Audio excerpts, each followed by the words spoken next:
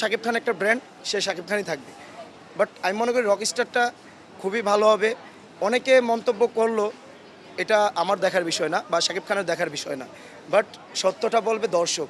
যে দেখেছে সেই বলবে সত্যটা। শাকিব খান মানে হচ্ছে একটা ব্র্যান্ড। তো শাকিব খান যেটা তৈরি করবে বা যেখানে থাকবে এটা হচ্ছে একটা ব্র্যান্ড। তো তার লুক নিয়ে আমি কি বলবো, এটা সারা বিশ্ব দেখছে। তার যে একটা এক্সপেরিয়েন্স বা তার যে একটা লুক অ্যামেজিং। আমি সবসময় প্রথমবার মানে ঈদের শুরুতেই আমি মুভি দেখতে আসি। আমি আসছি গতকালকে, কিন্তু আমি টিকিট পাইনি। বাট আজকে সেকেন্ড ডে আসলাম। আমি ২টার দিকে আসছি, যে দ্রুত টিকিট পাবো এই প্রত্যাশা করে আমি ২টার দিকে আসছি। তো আলহামদুলিল্লাহ অনলাইনে টিকিট পাইছি, এখন দেখব।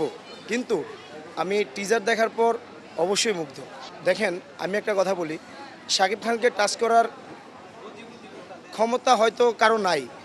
হ্যাঁ, নতুন প্রজন্ম আসবে, তার থেকে ভালো করবে, তার থেকে ভালো করবে। কিন্তু শাকিব খান একটা ব্র্যান্ড, সে শাকিব খানই থাকবে। বাট আমি মনে করি রকস্টারটা খুবই ভালো হবে। অনেকে মন্তব্য করলো, এটা আমার দেখার বিষয় না বা শাকিব খানের দেখার বিষয় না। বাট সত্যটা বলবে দর্শক। যে দেখেছে সেই বলবে সত্যটা।